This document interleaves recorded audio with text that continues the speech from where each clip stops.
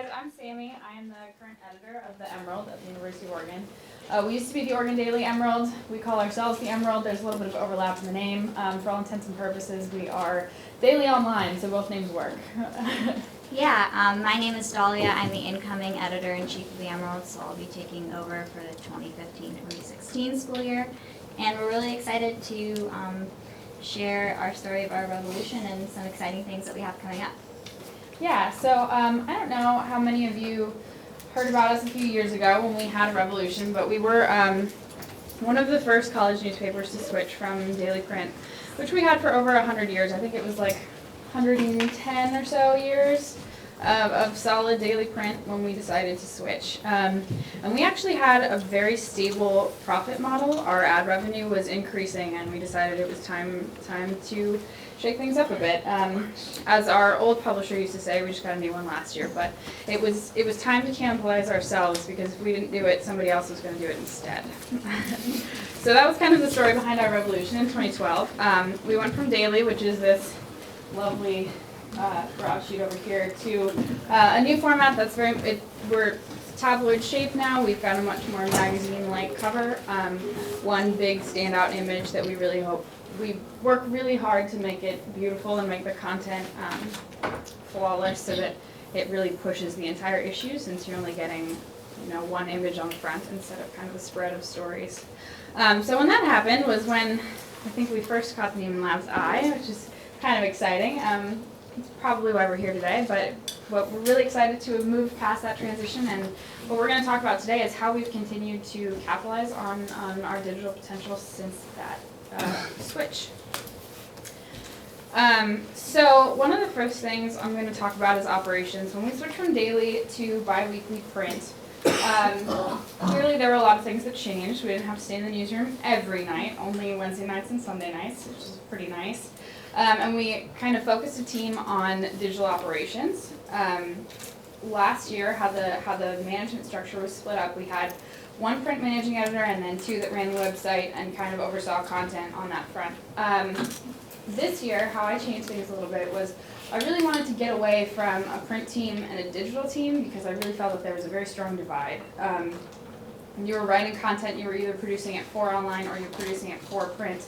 And what that meant was that a lot of people catered their best content for print, and our online presence wasn't very strong. People didn't really care if their story was going to be what we call the web cover, which was our featured web story that day, even though it was really important to us to showcase the absolute best content in that spot. So to kind of get people out of that mentality, I tried to divide the management structure into a content-based side and then an operations-based side. So what content did was focused exactly on that, on the content. The operations side was the copy editing, it was kind of the digital packaging, it was the social media strategy, and it worked all right, but it didn't really eliminate that divide in the same way that we hoped it would. But I think we found something this year that worked. A few months ago, we decided to stop running original content on Mondays and Thursdays except for the cover story.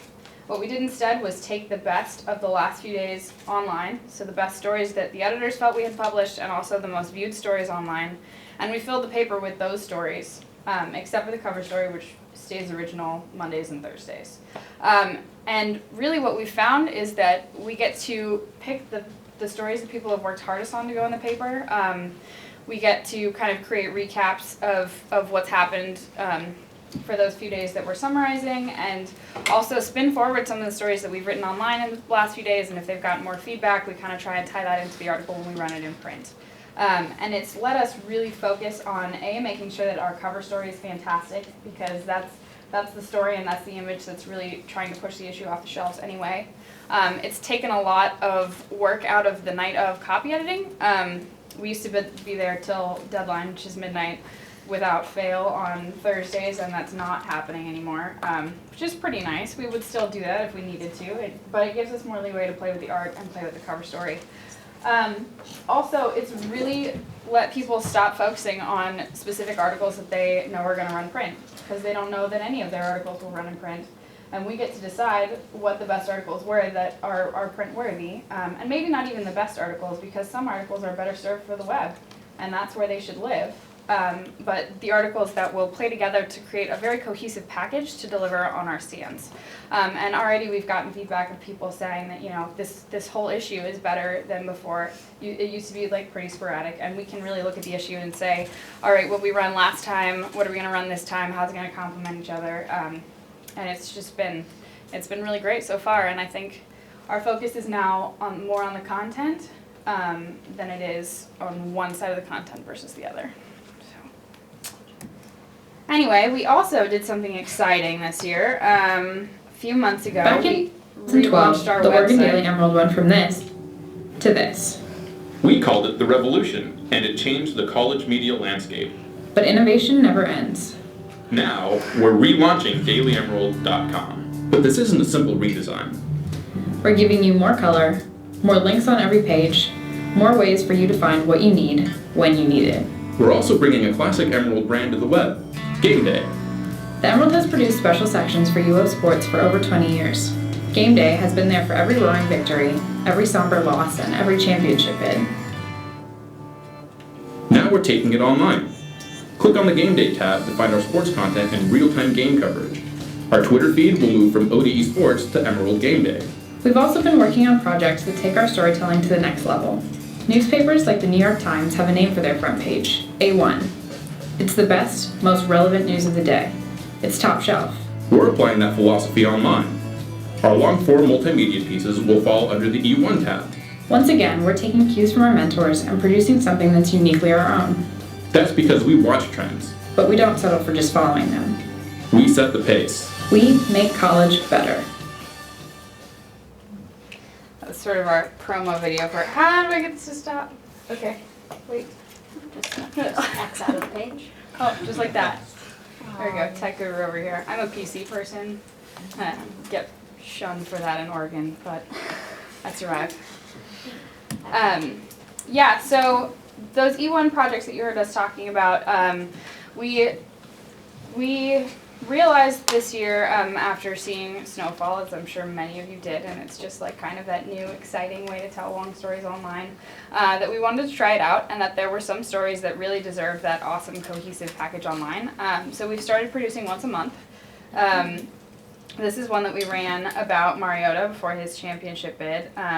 And they started out kind of rough, but they've gotten better as time has progressed, and we've got a team of coders and designers that, well, a team of a coder and a designer who work with a reporter and a photographer and a videographer to make sure that we have amazing stories that deserve this sort of format. The Mariota one is one of our favorites because Marcus Mariota is awesome. Yeah, and we've got these interactive graphics, which I'm sort of crazy about. I really like being able to sort of conversate with the content that you're looking at, and even if this doesn't really link to anything, it's nice to just be able to hover over it and have it respond to you. And every story that we do gets a progressively more interactive and more advanced, so it's a really good way for us to learn while we're doing it. Our team has no professional staff. It's 2 students, a few editors, a reporter, and some visual people, so it's pretty exciting. Yeah. Anyway, what's next? Okay, so alright. So my background in journalism, I came from multimedia before I joined the Emerald. I worked for 2 years at our campus radio station, and I interned at Oregon Public Broadcasting over the last summer. So I caught the public radio and audio storytelling bug, and me and another group of students that were working at the Emerald decided to put together an Emerald podcast network. And the way this works is we tried to get some like admission into iTunes and stuff like that, and we're still trying to figure that out. But it's a way of sort of elaborating or expanding on the content that we've had in our print editions for the last week.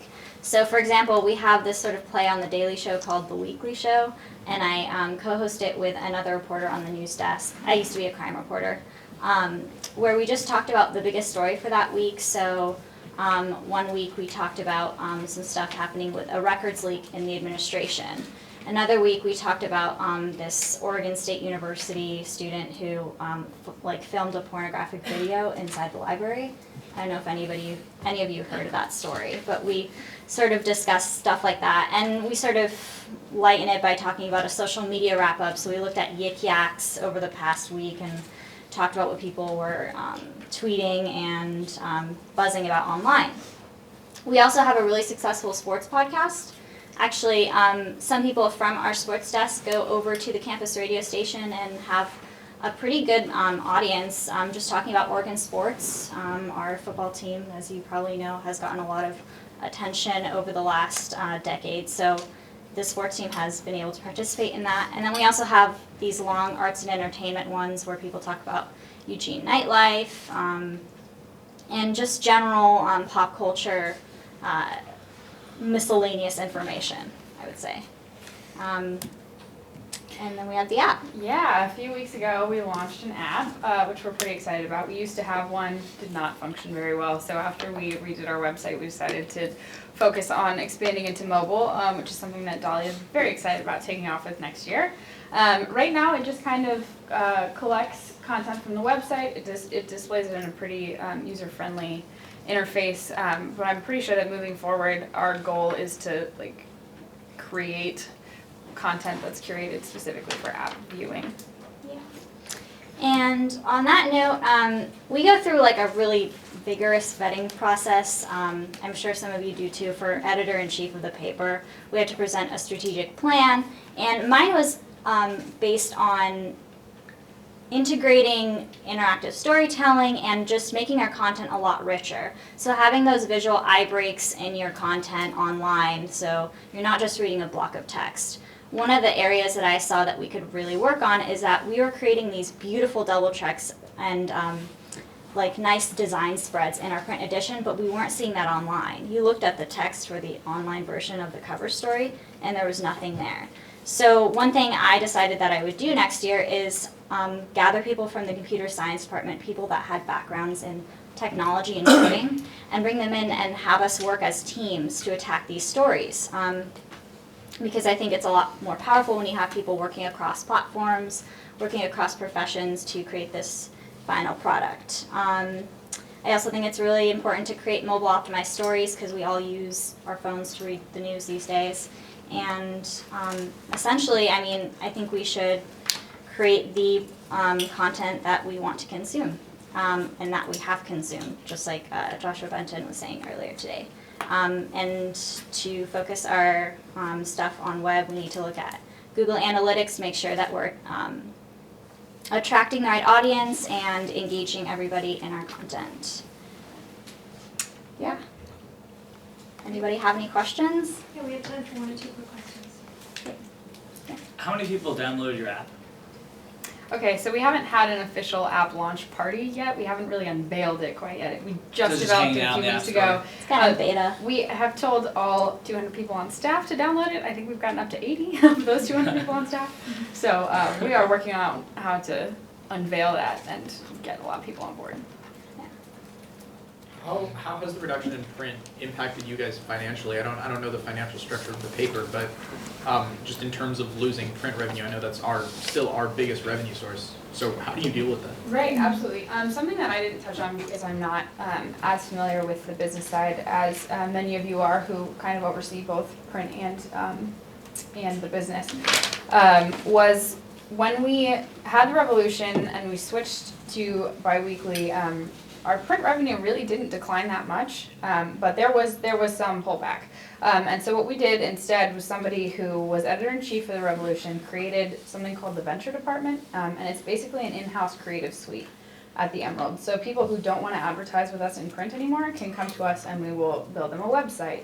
We'll shoot videos. We will work with them to create a social media campaign. We'll create posters. We can do basically any sort of outreach. So our venture department has kind of become an all-purpose marketing agency that people come to us for instead of just to advertise in print. So the department's completely separate from editorial? Yes. Anybody else? Okay, thank you.